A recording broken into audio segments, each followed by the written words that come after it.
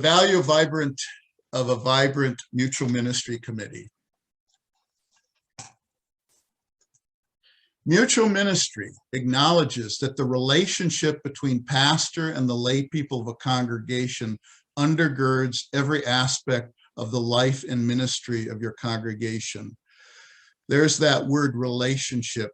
It's all about relationships, and it's a very important relationship between a pastor and a congregation.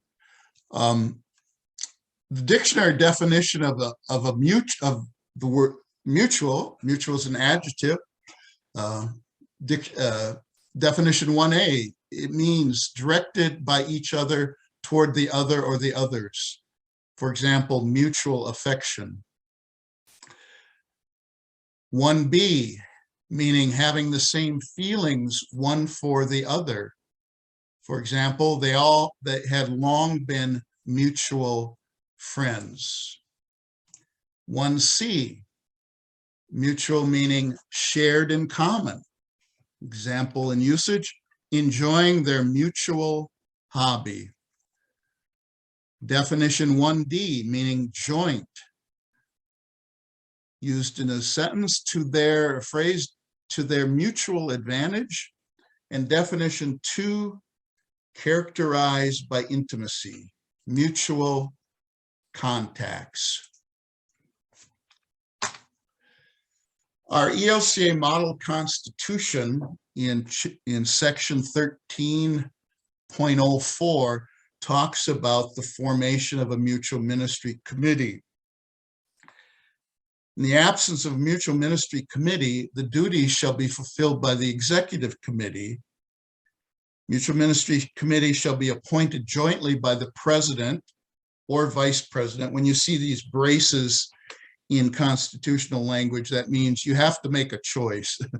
So it's either the president or vice president and the rostered minister. Oh my, what do I got going on here? Hold on one second. I'm sorry, something happened there. All right. The terms of office shall be 2 years with 3 members to be appointed each successive year. So there are 6 lay members of a mutual ministry committee plus the pastor. It's important for us as Lutherans to think about the ministry of the baptized and our understanding of call. In our baptism, God has called us all to be part of the body of Christ. Martin Luther reminded us of the Latin origin of the word vocation, the Latin word being vocare, which means to call. All of us take up our vocations, our callings, as God's people. We are all ministers in whatever daily activity is ours. Within this priesthood of all believers, there exists the ordained office of ministry and the office of word and sacrament.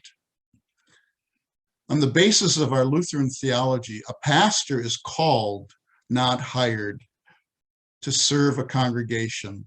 The call process is not the same as the hiring process in other parts of society. A call is one element in the church's seeking and following God's movement into the future. And we in the Synod office, we assist congregations in this work. Bishop Finnegan often likes to use the metaphor of marriage when talking about the relationship between a pastor and a congregation. For that relationship is much more like a marriage relationship than an employee-employer relationship.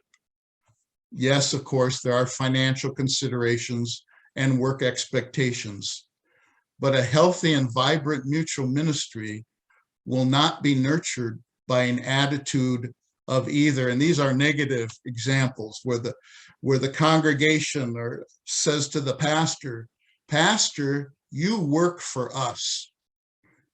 Or if the pastor tells the congregation, "Congregation, I'm the boss here at all times." A marriage relationship needs to be nurtured. Mutual trust and communication are critical. One person cannot hold the marriage together. Indeed, when a pastor is installed in a congregation, there's a special worship service, an installation service. And within that installation liturgy, you have various questions and commitments made by the people, the pastor and the people. So, for example, it's either the bishop or myself as assistant to the bishop installing a new pastor. And we ask the pastor this question: will you love, serve, and pray for God's people, nourish them with the word and sacraments, and lead them by your own example in faithful service and holy living? And the pastor answers, I will, and I ask God to help me. That's a pretty powerful response. I'm going to do this, but I'm going to need God to help me. And then the congregation members are addressed. Will you pray for him or her, your new pastor? Help honor him or her for his or her work's sake, and in all things strive to live together in the peace and unity of Christ? And the congregation responds, we will, and we ask God to help us. So again, the constitutional language about forming a mutual ministry committee: 6 lay people plus the pastor. In my last call at Prince of Peace in Harvey, every year we would write a report to the congregation in the annual congregational report, as all of our committees would do. And we tried to keep the congregation in the loop as far as, well, what is a mutual ministry committee and what are they doing? So here's an example of some language that we used to communicate what's going on. Our mutual ministry committee normally meets about 4 to 6 times throughout the year to discuss with the pastor ministry at Prince of Peace. This committee works with the pastor to enhance communication and share in ways that ministry can best happen at Prince of Peace. The members of the Mutual Ministry Committee gather and interpret pertinent information about the ever-changing needs for various ministries. This committee also takes responsibility for discussing with the pastor his ministry at Prince of Peace. In many ways, this committee functions as scanners of the congregation. And I'll talk more about that lovely term, scanners. Our Mutual Ministry Committee that I experienced used this great book entitled Pastor and People, Making Mutual Ministry Work. This is a great resource book. I highly recommend it. It is a very useful book for forming a mutual ministry committee and understanding how a mutual ministry committee can function. I would be very happy to send you for free a copy of this book. You could look at it and determine whether you'd want to utilize this book. And additional copies you could purchase from the Augsburg Fortress website. Within this book, Pastor and People, there is good theological and biblical reflection, certainly centering around our Lutheran theology of the priesthood of all believers and the ministry and call of all of God's baptized. There are practical suggestions of how to form a mutual ministry committee. There is great detail about how a mutual ministry committee can function. And a big aspect of the functioning and emphasis of this committee is this, as they describe in the book, the scanning of the congregation, where members of the mutual ministry committee have their eyes open, their ears listening to what is going on in the congregation. Yes, they are paying attention to the pastor, but not just focusing on the pastor. They're looking at the whole the holistic sense of ministry. The pastor is obviously a big part of the ministry, but what's going on? How are the people functioning? How are they responding to the pastor? But also, how are the lay people working on their own and in their ministry? This book speaks about the expectations of pastoral ministry. Indeed, when a congregation is in transition and seeking to call a new pastor, a congregation forms and fills out this very important document called the ministry site profile, in which the call committee or church council or members of the congregation prioritize what they're looking for in their next pastor. So that document, ministry site profile, could certainly be a basis for thinking about mutual ministry. And you get a new pastor and, okay, this is what we are wanting in a pastor. This is what we are expecting in pastoral ministry.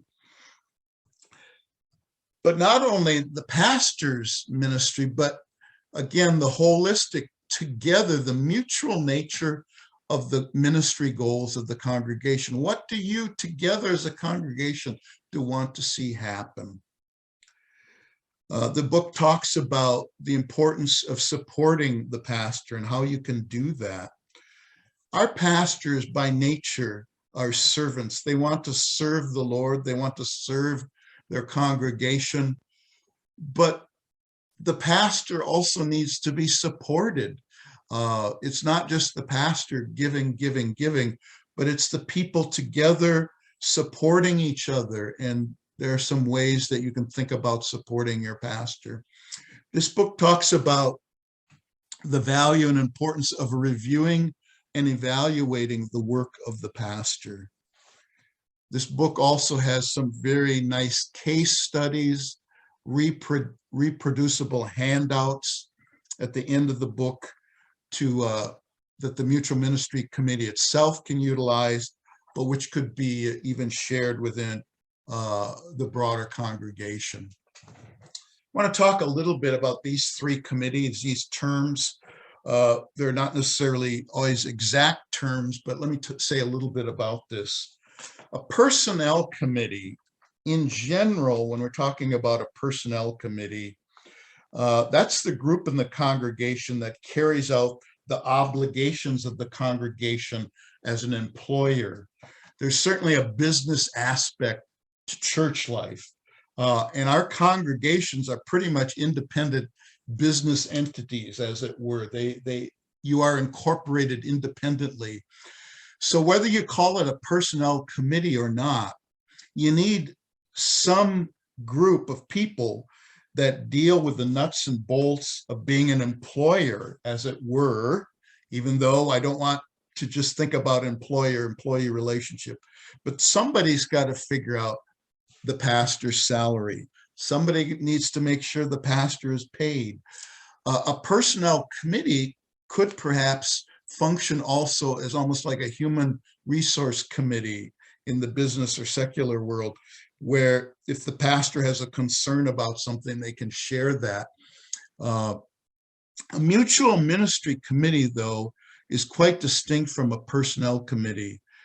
The mutual ministry committee should not be focusing on the pastor's salary, nor should the mutual ministry committee be focusing on being like the therapist to the pastor. If the focus is on mutual ministry, the ministry of the congregation as a whole. Some congregations have an executive committee. That might be the council president, the pastor, the officers of the congregation. And perhaps an executive committee could function as a personnel committee or vice versa. It could be a place where a pastor shares some very personal things that they might be struggling with. So these terms, these committees might not all exist within a congregation, but one way or another, there should be some element of this in your structure. Let's say some more detailed comments on this. So avoid making the Mutual Ministry Committee the traditional personnel committee. The Mutual Ministry Committee should focus on ministry and that function of scanning the congregation. A pastor should establish yearly goals and then reflect on those goals a year later in conversation with others. Now, in my last call, my Mutual Ministry Committee was the place where I would talk about my own pastoral goals, my goal for ministry, and then a year later I would reflect on how I did in achieving those goals and how I perceived the congregation in advancing in their ministry. And I would share that, in essence, as my annual review. Relationship building. Ultimately, we all know the importance of relationships, that marriage metaphor. To be honest, as a pastor in my Mutual Ministry Committee, we had fun together. And I think it's important to be able to laugh. Sometimes there are ironical, funny things that happen in a congregation. But we would work on, as a Mutual Ministry Committee, getting to know each other. It's a small group, 6 lay people and the pastor, and developing relationships with each other as we would listen to each other. The Mutual Ministry Committee should give periodic church reports to the church council. Indeed, it would be very appropriate to have at least one person of mutual ministry be on the church council. The church council president does not have to be a member of the Mutual Ministry Committee, but there should be a member of church council that serves on the Mutual Ministry Committee. The Mutual Ministry Committee should not be the group that determines the pastor's salary. I think I said that earlier. It's important to think well about recruiting members for the Mutual Ministry Committee. This is a very important committee because you're talking about with transparency and honesty how ministry is functioning in the congregation. Don't simply ask for volunteers. Seek out people that are emotionally mature. It's good to have a diverse group of people who've long been a member of a congregation or new members of the congregation. The pastor, in consultation with the council president, should really think and pray over who should be on Mutual Ministry Committee. Mutual Ministry Committee is mission-oriented. It is to build a broad vision of ministry and a healthy practice of mutuality. It should make use of it does make use of a small group approach to develop mutuality. So when you have 6, 7 people together, there's some really powerful things and relationships that can develop. This committee carries out the ministry task of scanning and response in support of mission. So I am going to stop my screen share.